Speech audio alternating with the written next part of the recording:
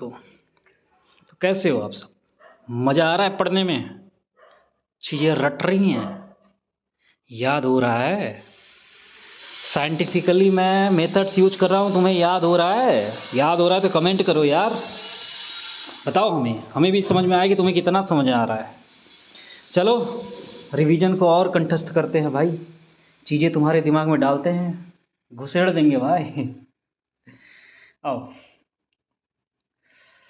The invention of transistor led to the development of which computer generation? The invention of transistor led to the development of which computer generation? Transistor आते ही दिमाग में तुम्हारे चमकना चाहिए भाई, चमकना चाहिए, आंखों में चमकना चाहिए, तुम्हारे दिमाग में तार से तार सट जाने चाहिए, तुम्हारे पूरे न्यूरॉन्स एकदम कॉन्शियस हो जाने चाहिए कि भाई ट्रांजिस्टर की बात कर रहा है। ये कब हुआ था? ट्रांजिस्टर वर्ड सुनते ही सेकंड जनरेशन याद आना चाहिए। अरे वैक्यूम ट्यूब को किसने रिप्लेस किया था? ट्रांजिस्टर, सेमीकंडक्टर नहीं तो। फिर उसके बाद थर्ड जनरेशन में इंटीग्रेटेड सर्किट सिलिकॉन आया था।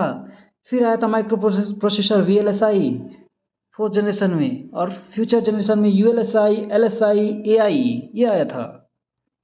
Our second question: which generation of computer is primarily characterized by use of integrated circuits and shift toward operating system?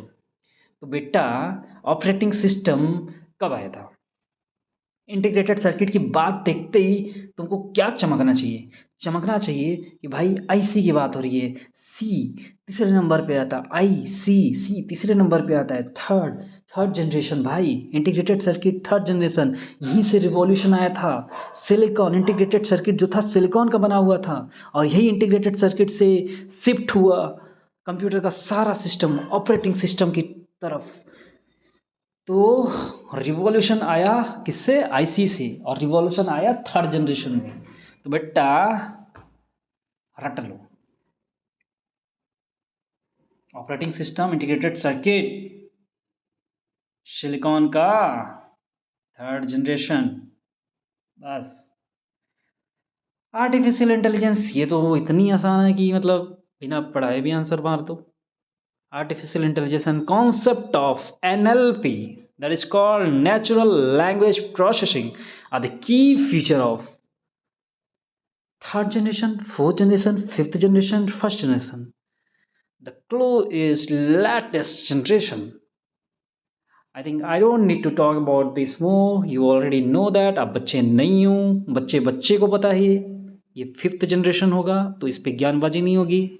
आगे बढ़ते हैं।